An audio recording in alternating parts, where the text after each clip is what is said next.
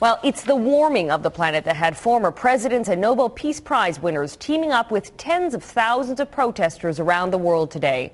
They're demanding a new deal on global warming from world leaders who will be arriving in Copenhagen this week for the Climate Change Summit.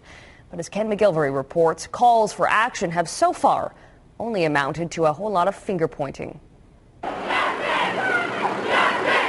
A sea of protesters, over 30,000 strong, according to police, surged through the streets of Copenhagen.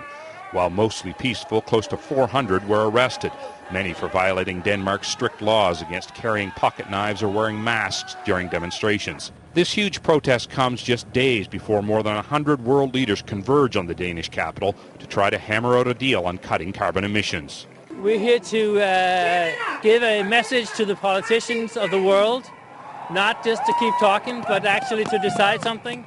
In more than 100 other protests from South Africa. And I have 5 kids, and I'm worried about their future. It's hot in here. To Vancouver, the message was the same. The majority of Canadians care about this issue more than the government is indicating.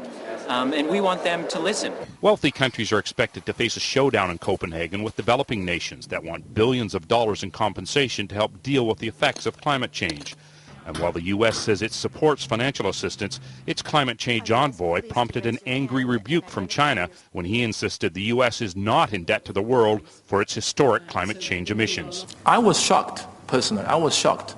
Either lack of common sense or extremely irresponsible. An indication of just how far apart rich countries and the developing world are. One draft proposal calls for countries like Canada to cut emissions to 45% below 1990 levels by the year 2020, while Canada's current proposal is to cut emissions to just 3% below 1990 levels during that same time period.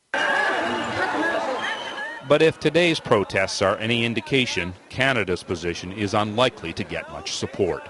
For those who think that the rich are going to escape, Ken McGilvery, Global News.